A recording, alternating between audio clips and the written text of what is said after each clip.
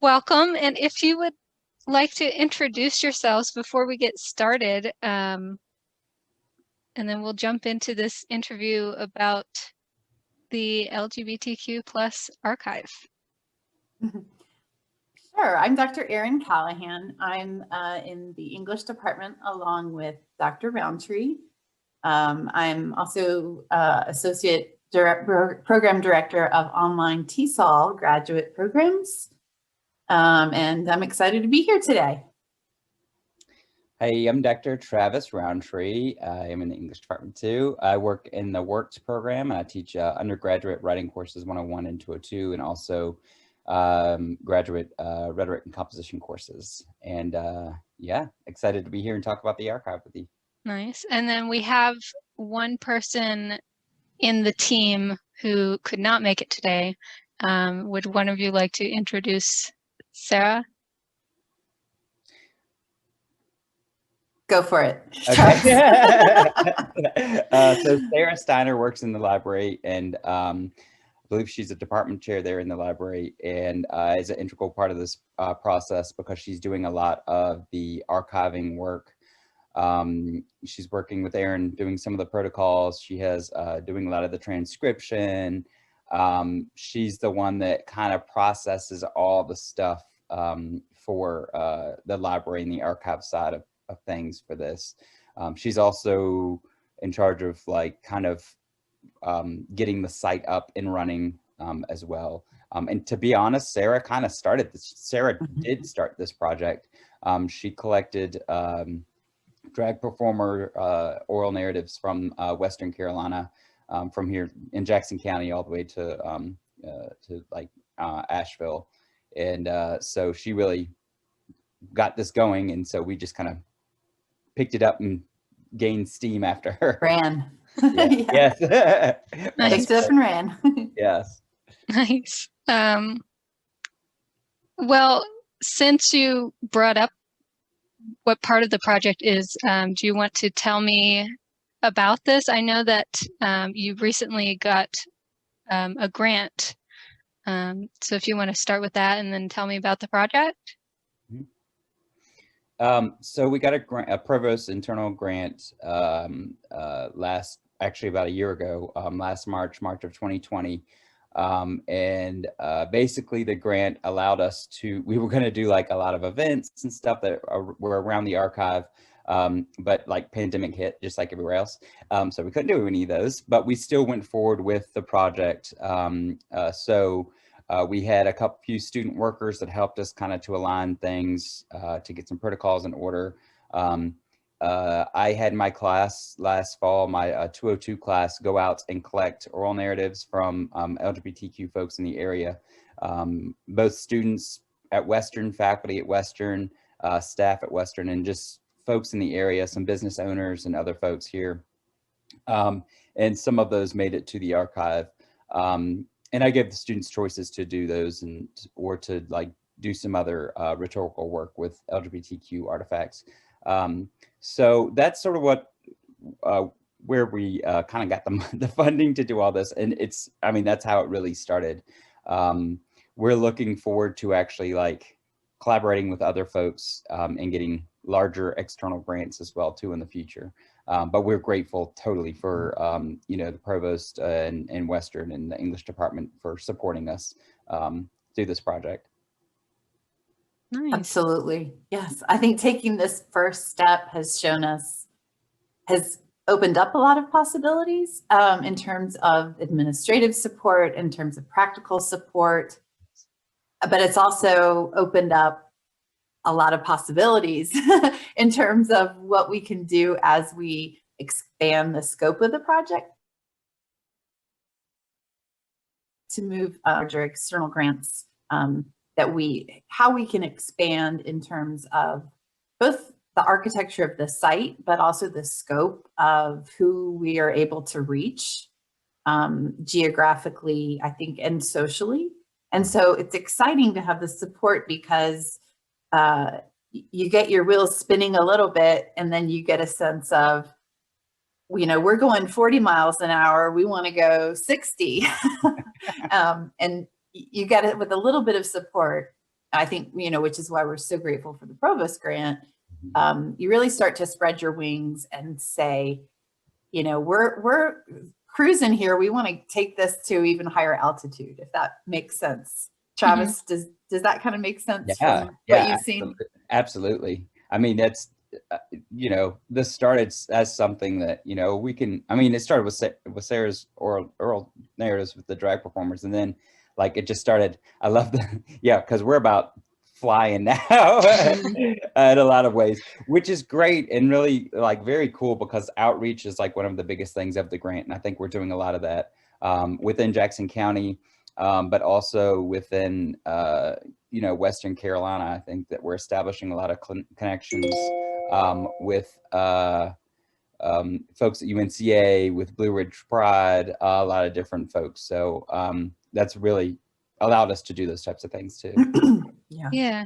And you just mentioned and touched on my next question with UNCA. So this is almost a cross-institutional project in a way, as well as cross-departmental, because we have you two in the English department, but different areas of the English department, and then Sarah in the library. So what kind of connection is there between here at Western and the project at UNCA? Travis, do you want to take a stab? So starting this, we got all the stuff going and got the grant. We were like, woo, so excited. And then we noticed that at UNCA and Blue Ridge Pride had combined and made this great sort of rich archive as well too. And it was just popping on social media. So I was like, but they have this tremendous archive there that they've done in Asheville, and I think in Buncombe County, Haywood County too, of narratives. And they just have a rich amount of narratives. And you can look, there was a press release that was released, and check out their website, like just Blue Ridge Pride Oral Narrative, Oral History Project. And a lot of them are hosted there. And so we thought, what a great way to, I think we reached out to them and are kind of trying to combine forces in a lot of ways. So our stuff is going to be hosted on our site with the, in the library, just because like we're doing the work, but it'll be also housed in their archive. So it's going to be kind of a robust archive of Western Carolina LGBTQ voices. And, I think in a lot of ways, like they've helped us, they're doing some social media stuff for us, and we're providing a little bit of funding for them to do, like they have a couple of events coming up. One is on drag performances, and another one is a visiting author that they're bringing. And so I think by doing that cross-institutional work, we can sort of make this thing relevant in the community, but also like not just in our campus communities, but in, our communities like Silva or Cullowhee or Asheville too. So, and it's always good to involve a lot of people in a project like this too. Yeah, probably I think lifts you even higher. Yes, yeah. I think Asheville has such a special place in the state of North Carolina in terms of LGBTQ history and belonging. And at several times I've found myself during this project just kind of thinking back to my childhood, adolescence, early adulthood, growing up in Charlotte. And, there was certainly in like the late 80s, 90s kind of a burgeoning advocacy movement and visibility, but it was burgeoning, and Asheville was, even though it was such a much smaller city, it was just this kind of like, shining beacon over there in the mountains where, I think queer populations, just knowing it was there and knowing that there were bookstores and knowing that there were, cafes, I think bars, we were young, but we knew they were there, was just such an important part of feeling like, for the community, feeling like they belonged. So that being said, I think Asheville's really important in terms of an urban kind of queer presence, even though it is a small city. And in that context, you know, so much of the research on LGBTQ history has been focused on urban areas, right? So San Francisco or New York or Miami, you know, and so we know, you know, a fair amount. There's always room to know more about LGBTQ organizing and advocacy in an urban context. But we really don't know a lot about how life happens in rural places, in rural spaces.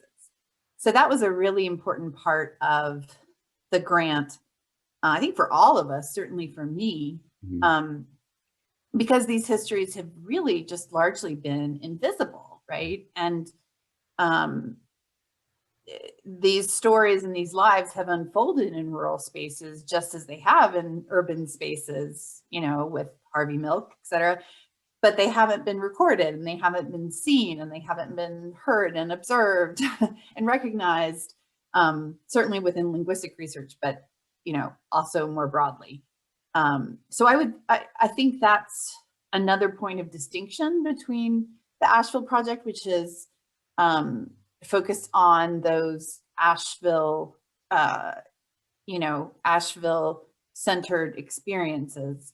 I think it's important to us to not exclusively focus on rural communities, but include rural communities explicitly, because they have not been included or recognized in the ways that they should. Yeah.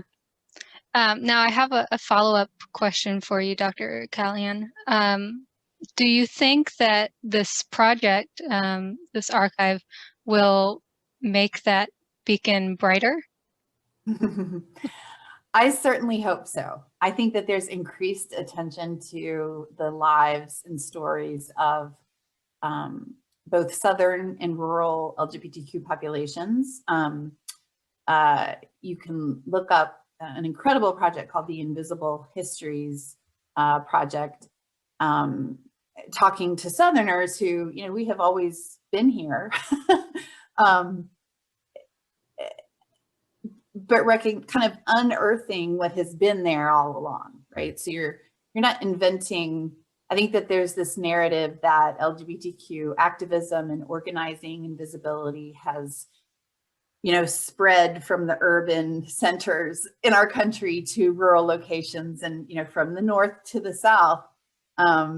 And that is a constructed narrative. That is a false narrative, right?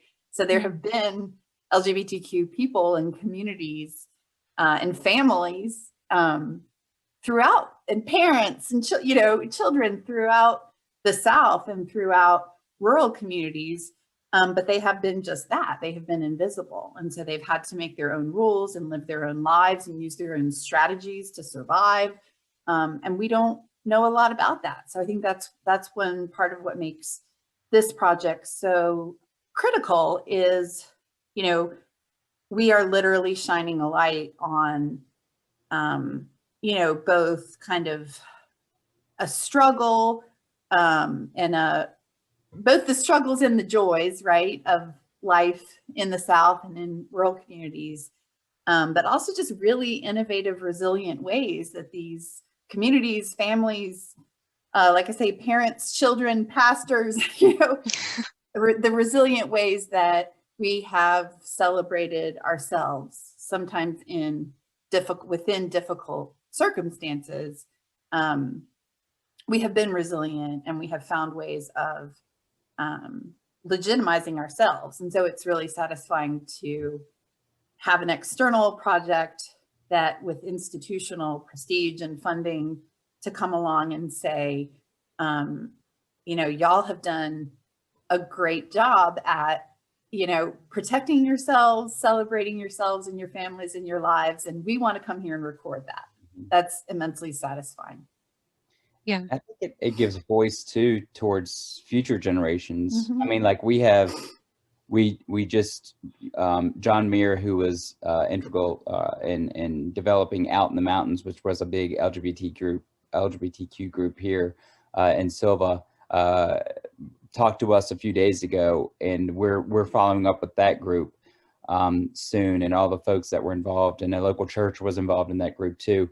But I think, you know, hearing those stories and knowing like what Dr. Callahan was saying in the, you know, in the area, I think is really important also to like our students now.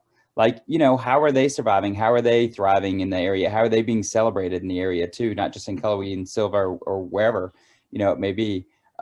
So I think that these are really important voices. And then like, you know, it's vice versa. Like, you know, John talked a lot about like, you know, he was a teacher and but also like was in the area working with folks, and he's like, yeah, these young folks now, it's just so different, you know, like than it was in the, you know, 80s and 90s. So I think the archive plays and you know, it does kind of a reciprocal thing there. So it's really fascinating and neat. And even, I mean, just these I've been kind of digging into the drag performer narratives here lately, and they're just fascinating. They're just, it's amazing the resilience of people that they have, and also the art form that comes out of that as well too, and how different that can be, and how different drag and performance can be too. So it goes like, you know, RuPaul's Drag Race is like one area of it, which is great, and I love it, and it's awesome. But like also, you know, things that are happening in Asheville, you know, that the drag scene there too, that's not maybe not as mainstream as you know, Drag Race that we see on TV. Yeah. So we talked a little about the cross-institutional process and what that means for the project, but we have a cross-departmental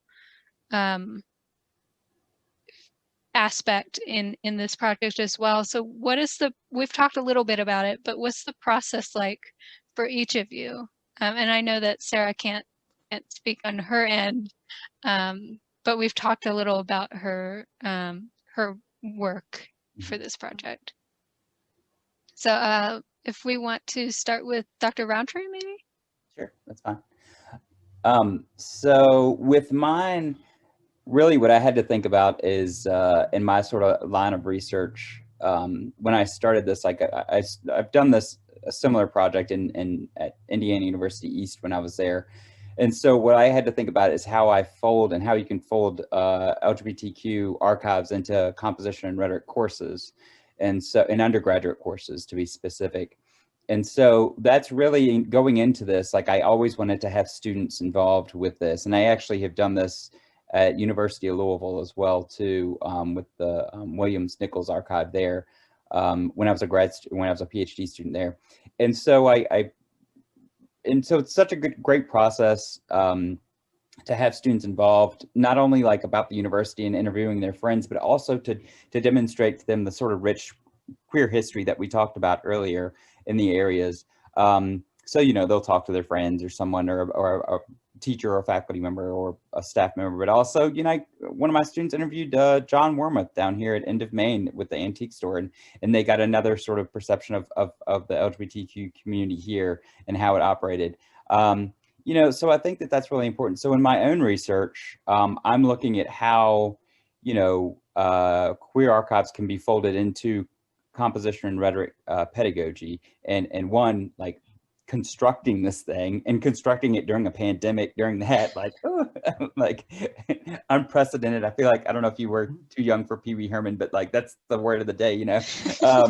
But you know, during a pandemic, and you know, what they could do, and in actuality, like, it worked out okay, because like with this, they're over Zoom, then you have video and you already have the audio recorded, and it's not perfect, but you have a start there, you know. And so I think that worked out pretty well. So you know, in my research is really looking at pedagogy and the uses of that.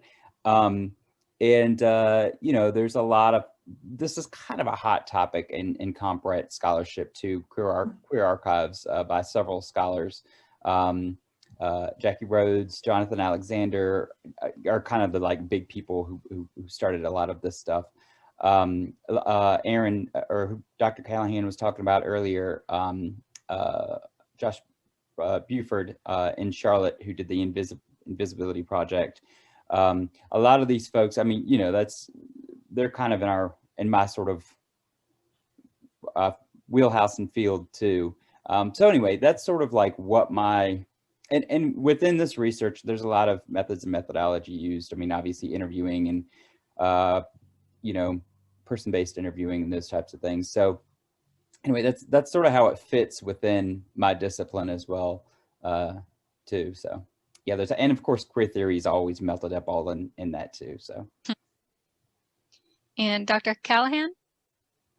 Yeah, I think that the process of working cross-disciplinarily, so from the discipline of comp ret, queer theory, to linguistics has really refreshed at least my observations and my process of research. Sociolinguists and, you know, originally dialectologists were kind of these, you know, ethnographers to some degree, but anthropologists who kind of, you know, tracked through rural France holding like, you know, like very rudimentary recording equipment. And, you know, we tended to, in sociolinguistics and variation of sociolinguistics in particular, you know, we tend to put it kind of, you know, in the most basic terms, we tend to focus on sounds, syllables, words, sentences, grammar, right? And look at the kind of intricate patterns that that exist and then connect to social categories. But working through an oral history and kind of comp ret, queer theory lens, the cool thing is, you know, I'm able to start thinking about, and I hope future linguists will begin to think about, or will begin to kind of profit and what's the word, leverage the cross-disciplinary kind of methodology and perspective, because within an oral history archive, you have sort of not only like words, syllables, sounds, sentences, right? But you have kind of lived experiences on an individual level. You have tangible artifacts and ephemera that you can connect those stories to. And you have this living history that is a history that's not in the history books to some degree, but it's certainly not within sociolinguistic research. These lived experiences and this kind of innovative, resilient, individualized history of how these stories have taken place, and then connecting, you know, like the frequencies in a spectrogram where we encode phonetic data, you know, which is what we're traditionally really start by doing that, to connect that very technical sound information to, you know, very organic, layered, you know, rich discursive and rich historical meanings that we get from real people with real lives.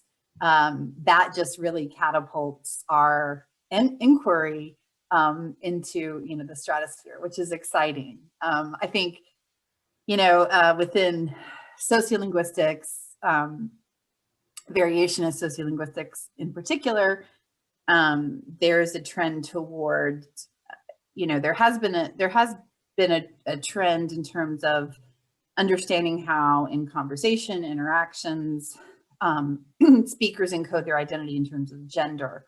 And now we're really looking at, especially with the interviews with trans folks, we're also looking at how speech encodes not only, you know, gender, but gender identity, sexuality. How do those all kind of interplay in really creative ways to help people, you know, project their identities, express who they are and how they are, using their linguistic resources. So it's very exciting.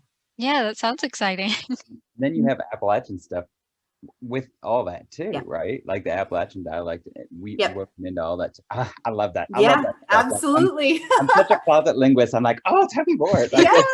it's so cool. It's Yeah, so, because Appalachian English speakers, you know, to some degree have been kind of like, you know, certainly felt and been marginalized, but, you know, outside the sort of mainstream, if that even exists. But then this is just a really cool way at looking at how those rural identities, yes. Appalachian identities connect with the identity of being a Southerner. Or both being within Southernness and outside Southernness, and also inventing your own kind of Southernness, right? So it's just that same project of connecting with people and communities who have always been here, who've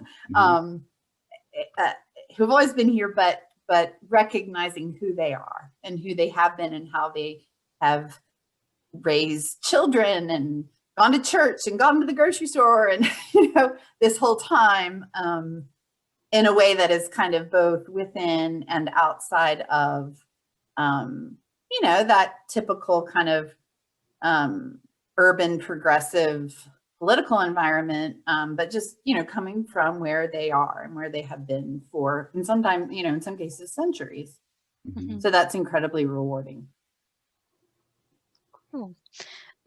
So this brought up a question that I have about the actual archive that is housed on the library's site, because I know that there are the oral histories from the drag performers right now, and more will be added.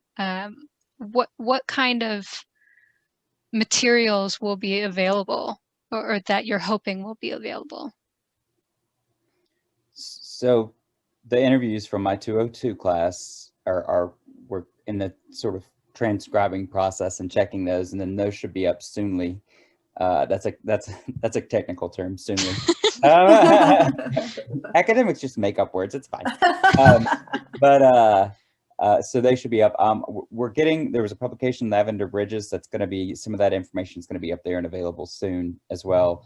In addition, with these artifacts that Sarah's collecting, we're going to have pictures of those that are available online. And basically the reason that we're doing that is to make it accessible, because one thing about archives is this is sort of the issue with the UNC Charlotte ones, is that they have boxes and boxes of stuff that's wonderful, and you can go on the website and oh yay, it's there, but you can't see it. So we really want those materials available for folks to see, and I mean they're welcome and encouraged to go probably now, but especially post-pandemic, to go and put on the gloves or whatever and hold them. But it makes it easier to access them online. So that stuff, I mean, like Dr. Callahan said too, this is an organic process, and every archive is going to be organic too. It's going to continue to grow in certain ways, and certain portions of it will grow out, certain portions will grow smaller, that type of thing. So those are some of the things that are coming up. And honestly, anybody who's listening to this, watching it, whatever, we encourage, one, we would love to have your story, ally or an LGBTQ identified person. And if you have stuff, any stuff from Jackson County, we would love to, one, either have you donate it, or to have it accessible in the archive. I think, again, that's sharing the word to all those types of things. So that's some of the stuff that's up and coming. So that, yeah, the drag performers are on there now, but I think the 202 stuff is going to be next up. That's going to be, it's going to appear on the site too.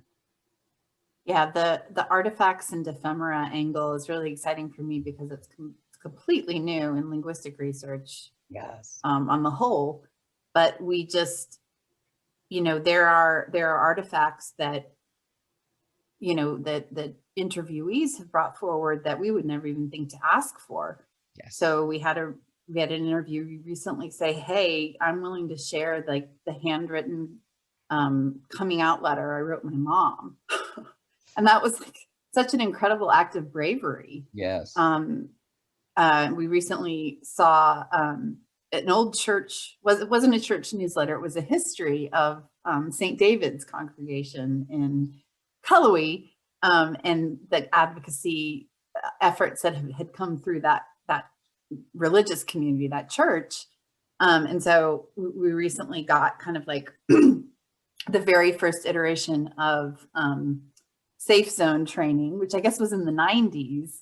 And these kind of like, you know, enterprising, brave faculty members who were the first back in the day, you know, to like put those on their doors. And it was almost like hand drawn, you know, it was so incredible and brave and endearing and all of those things. So I think that it's exciting for me from a research standpoint, because I'm not, as a linguist, I'm not used to referring to those kind of objects. But I think it's exciting from a historical standpoint too, because we're writing the history in terms of invisible people's lived experiences and things that are not in textbooks and journal articles, but they come from real people's lives. And I think another aspect of this, at least for myself, is, and I could talk about this in research as well too, in Comp Ret, is that there's always a sort of personal aspect to that. And so seeing that there's been queer lives here, like myself as a gay man, like living in this, you know, area, and to see the history here, like, is very encouraging. And to know and to meet other, like, to network with other folks in the area too, I think is very rewarding as well. And you know, like, it makes you feel more comfortable about, you know, walking down the street or going to Walmart or something like that, you know. So I think that that's really a big sort of powerful issue behind this too. And if it's helping me, like, by God, it's going to help the students, you know, who are moving here from maybe more, you know, like Charlotte or Asheville or Atlanta, places that are pretty queer friendly. So yeah, so hopefully that helps them too. So. Absolutely. Nice. Yep. When I moved here in 2013, I really wasn't sure on a personal level, you know, I think we do keep coming back to it on a personal level. You know, Dr. Rountree and I can speak for us, and I can speak for him because he just spoke, but if I can speak for him, you know, I wasn't sure if I could raise a family with, you know, a same-sex spouse, and marriage was even legal then. And so on a personal level, it is very powerful to see how others have done it and have been doing it here, and to recognize those efforts, which are often not, you know, visible in traditional ways. You know, maybe there's not a pride parade or a LGBTQ community center, right? But there are families and individuals and church groups and crafting groups and, you know, all of the different ways that these communities have survived, that those communities and those support structures that they've built for themselves have been here. I think that does provide a context for others who think, I don't know if I could, you know, survive and have a quality of life and feel safe in a rural Southern space. It starts to change that context. And visibility is incredibly important for that reason. Yeah. Now, you touched on something that I would like to talk about at the end, but I did have another question come up, and I'm wondering, you might have already thought about this or considered it or have something in the works, but have you considered having other, or do you have plans to have other departments join this project, like history or even music, psychology? Is that something that you're interested in or that you've reached out for? Do you have anything to say about that? No, we have not. And yes, we would like, yeah, like, very much so. I know that folks are doing a lot of this work across campus. And some stuff is just now cooking too. Like, we have Annette Debo and Dr. Debo in our department that's going to teach an LGBTQ literature course, soon to be on the books. And so I would love to have this reach across campus and to have more folks involved and to get more students involved. I mean, you know, anywhere from, I mean, we're in the same building as music. And actually I had a student in one of my classes do his paper on how LGBTQ music is a little bit different or depicts like coming out narratives. Like it was just such a fascinating paper, and he like really got into it. And it's just through talking to a friend of his about like, you know, his struggle with coming out and how he composed music and stuff. And it's just like, oh my God, like I want to know all about this. You know, I would love for folks across campus to get in contact with us or with Sarah about how they could, you know, not only build this into their course, but also if they wanted to offer their own sort of take on it. Like I think that would be incredible, like just great. Yeah. I've had several informal conversations with faculty in the School of Ed who are just incredibly excited by this project in terms of teacher advocacy, which I think is a growing thing, right? So my background, and I'm still affiliated with the North Carolina Language and Life Project, which documents dialects across North Carolina and those communities. And one of the really cool projects they've done, led by Walt Wolfram and Jeffrey Reeser at NC State, is to develop a dialect curriculum for 4th and I believe 8th graders.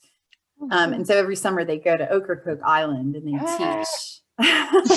Yeah, they teach North Carolina history through the lens of Ocracoke English. And so sort of like the British English influences and the influences of a dialect that has survived, you know, isolation in an island where there wasn't a bridge till recently. So, you know, I kind of have dreams of, you know, of that, those sort of applications in educational environments. I was just the other day reading about a school in our area, a private school that, you know, in its, that's religiously affiliated, right? And in its kind of like code of conduct, you know, it explicitly says you sort of sign a contract that if attesting to your sexual morality, right? So if you identify as queer, if your parents do, and I think it, you know, there's even like, I will not interact with these people, these communities, you know, you can't apply, you can get kicked out of school. So it's important to document, I think, that those environments still exist for queer youth. Incredibly important. And then it also highlights the importance of, you know, I dream that one day, you know, maybe we can visit or even start some gay straight alliances, you know, in the high schools in the area. We have an incredible English education program in the English department with some just very dedicated faculty who are interested in the ways that teachers, you know, not only teach, but change lives. And I think that this is an angle that educators, especially at Western, have been really excited about and tapping into in order to support students, advocate for students, listen to students. So that's an exciting future direction that I think about. Nice. That does sound very exciting, and I look forward to developments about those. When that leads me to this last question, Dr. Callahan, you had mentioned Pride parades, and I'm wondering what future events do you guys have planned to promote this archive, or even to promote involvement, I suppose, in the process that you're doing, or in advocacy for LGBTQ plus. Travis, Dr. Rountree, I think, has taken the lead on that and done some incredible talking about planning like, and work. So I'll let him take the mic. talking about flying it from like 40 to 50 taking flight. Like, I have a little thing in my office that says, "Oh, what a great hole I've dug myself," which is like my like academic life. That's fine. So yes, so I would like for us in Silva to have a Pride. I know that the organization on campus does do Pride events. And so I really want to work with that organization on campus, but also work with local business folks in the area in Silva and do like a little mini baby pride downtown, possibly at the park, possibly with a drag show. So I think, you know, raising the awareness here is critically important for the area. We can have, you know, the archive will have a little song and dance there at some point, probably. This is still in the very beginning stages, like literally. And this is also pandemic pending, just like everything in ours. But I did move it towards, I think we should have it in the fall because I would like that student interaction with the Pride. So yeah, it's forming as we speak. So, and I think it'll be a great event to link with campus and also to link with Blue Ridge Pride. We don't, obviously I don't want to have it like theirs is in the fall too. So we're going to definitely negotiate like dates and all that stuff with them, but with also with UNCA. So, you know, I think that's going to show support for this project, but also just, you know, for LGBTQ folks in general in the area. So there's that's going to happen. But I think even just like these mini events, like on campus, like the 2 events that are happening at UNCA and they're, you know, over Zoom, the book reading and then the drag performers art show, you know, any sort of smaller events I think that we can have, I think are encouraging for this project, but just for sharing the voices of LGBTQ folks. So yeah, and I know that Jeremy Jones is working with the Literature Festival and has a few voices on there too that we could pair up with. So that's sort of on the horizon as well too. So yeah, so and yeah. the Lit Fest is April 6th to 15th, I believe. Correct? Oh, okay, yeah. That's like, that seems like 10 years from now, but like almost next month. Right. 1 decade in pandemic time. We'll have the Lit Fest. But it'll be all the greater for all the waiting. But yeah, so those are some events that we're thinking of projecting in the future.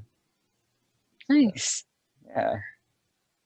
Cool. That sounds super exciting. And this whole process in general is exciting. And you've both pumped me up just by talking about it.